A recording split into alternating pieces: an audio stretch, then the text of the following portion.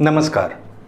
Stress या तनाव diabetes का कारण नहीं बनता है, लेकिन ये आपके ब्लड ग्लूकोज के लेवल को बढ़ा सकता है और आप अपनी स्थिति की देखभाल कैसे करते हैं उसको प्रभावित कर सकता है। जीवन के सामान्य उतार चढ़ाव के बावजूद डायबिटीज़ का होना तनाव और डर का कारण हो सकता है।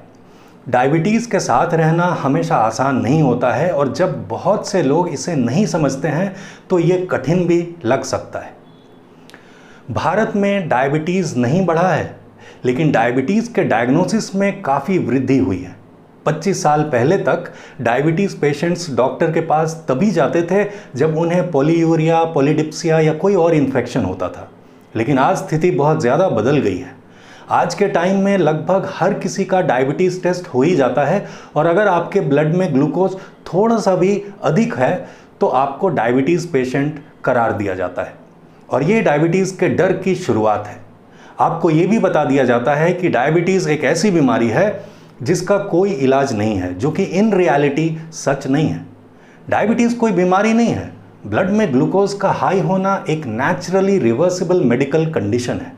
सच तो यही है।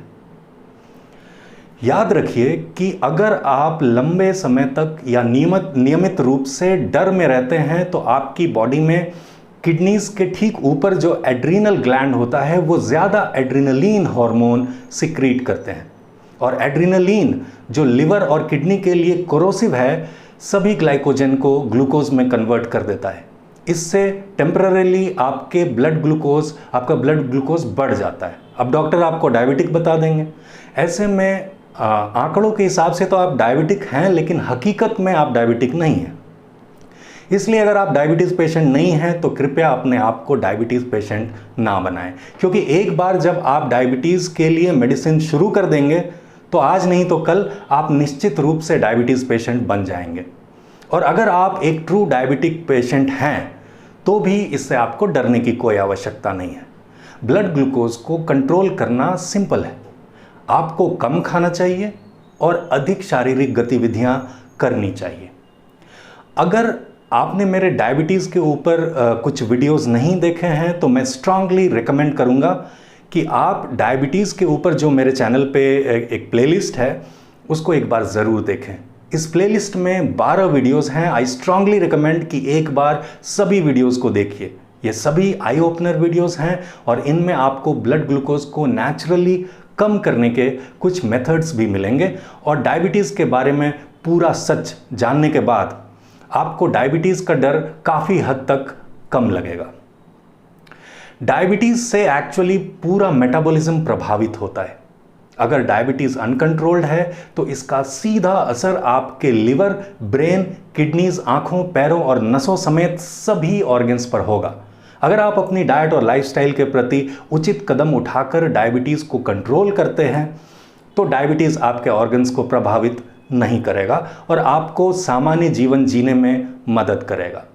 डायबिटीज़ के साथ सबसे बड़ी समस्या यह है कि जब आपको डायबिटीज़ डायग्नोज होता है और पता चलता है कि जीवन भर आपको दवा लेनी पड़ेगी या फिर इंसुलिन पर रहना पड़ेगा तो आपके अवचेतन मन में एक डर बैठ जाता है। एक नकारात्मक भावना हमेशा चल रही होती है जिसकी वजह से आपकी बॉडी में एड्रेनलिन हार्मोन ज़्यादा बनने लगता है और जब आपकी बॉडी में एड्रेनलिन ज़्यादा होता है तो ये आपके लिवर और किडनीज़ को बहुत ज़्यादा नुकसान पहुंचाता है।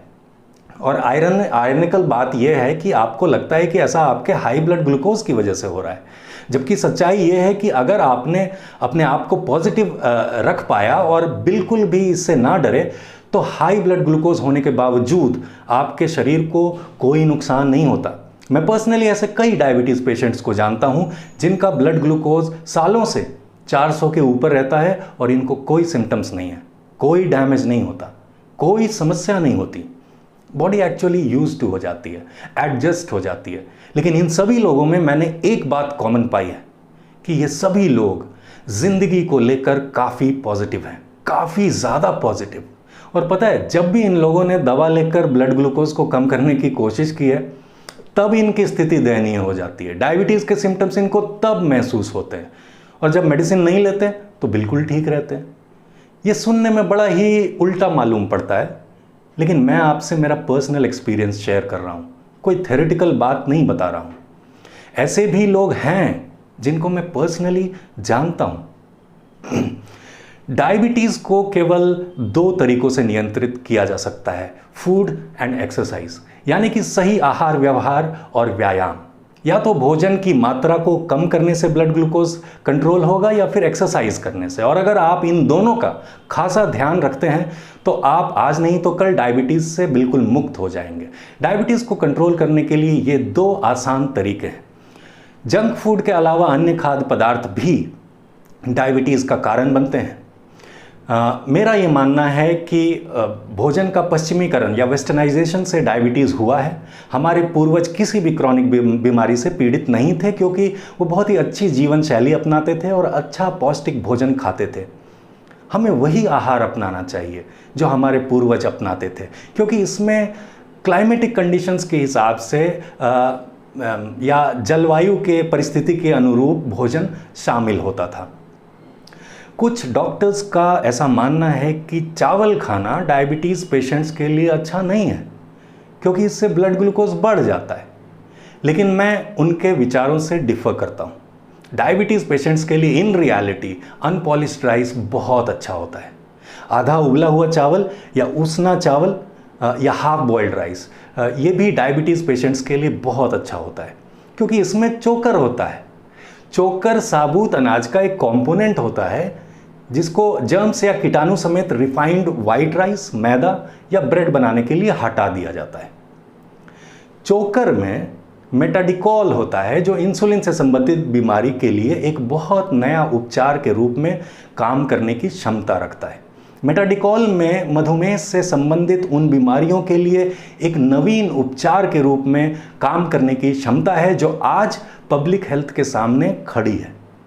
इसे आमतौर पे पॉलीकोसनॉल कहा जाता है और ये चावल, गन्ना और मूंगफली जैसे खाद्य पदार्थों में मौजूद होता है।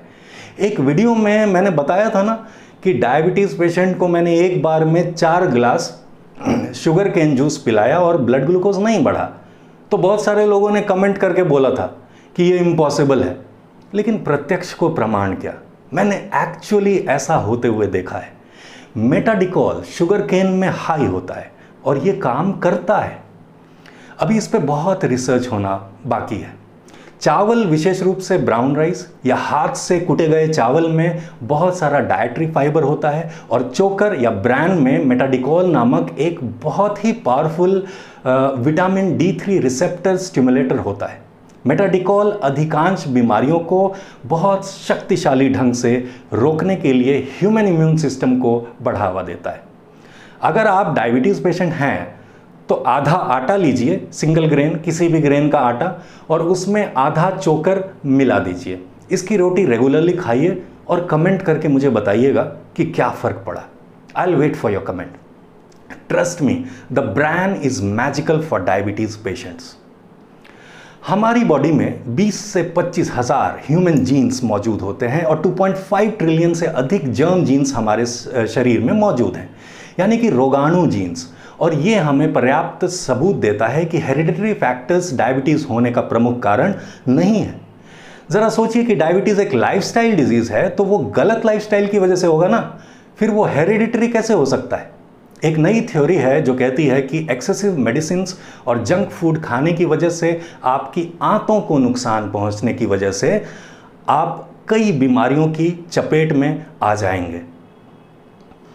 हमारी आंतों में बहुत सारे बैक्टीरिया होते हैं। अगर हम उन्हें मार देते हैं या उनका संतुलन बिगाड़ देते हैं तो हम एक्चुअली खुद को मार रहे हैं। अगर इनका संतुलन गड़बड़ा गया तो हमें कई तरह की बीमारियां हो जाएंगी। हमें अपने इंटेस्टाइन्स को to the best of its health रखना चाहिए। इस बात को एक थंब रूल की तरह हम सबको फॉलो करना चाहिए। हाइजीन को बहुत महत्व दिया जाता है और हाइजीन को बहुत ज़्यादा इम्पॉर्टेंट समझा जाता है, पर मैं इस सिद्धांत का समर्थन नहीं करता। चिकित्सकों का ये मानना है कि हम जो भी भोजन करते हैं वो बैक्टीरिया से पूरी तरह से मुक्त होना चाहिए। ये पूरी तरह से एक गलत ओपिनियन है। अच्छी हेल्थ के लिए हमें अपने इंटेस्टाइन्स के बैक्टीरिया का अच्छा संतुलन रखना ही होगा। आपने उन बच्चों को देखा होगा जो खुले मैदान में खेलते रहते हैं। उनका स्वास्थ्य शहर के उन बच्चों से कहीं बेहतर होगा जो हाइजीन के प्रति ज़्यादा कॉन्शियस रहते हैं।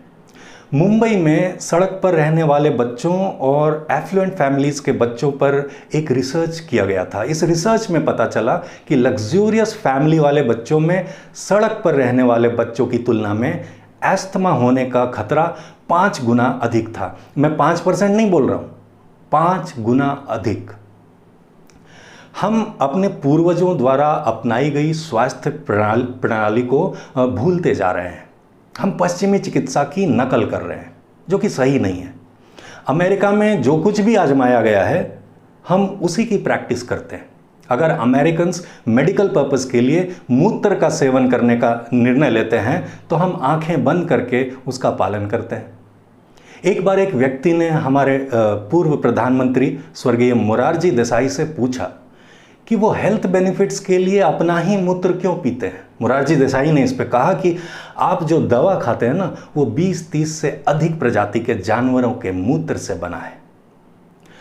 तो उम्मीद है आज की बात आपको समझ में आई। डायबिटीज़ कोई बीमारी नहीं है, ये एक नेचुरली रिवर्सिबल और क्योरेबल मेडिकल कंडीशन है और इससे डरने की बिल्कुल भी ज़रूरत नहीं है। नेचुरल डायबिटीज़ रिवर्सल के ऊपर मेरे चैनल पे एक संपूर्ण प्लेलिस्ट है, जिसका लिंक मैंने डिस्क्रिप्शन में डाल दिया है। मैं दृढ़तापूर्वक अनुशंसा करूंगा कि इस प्लेलिस्ट के हर एक वीडियो को एक बार ज़रूर देखिए, आपको डायबिटीज़ से मुक्त होने का मार्ग मिलेगा। तो फिर मिलेंगे, तब तक के लिए स्टे हेल्दी, एंजॉय लाइफ। नमस्कार।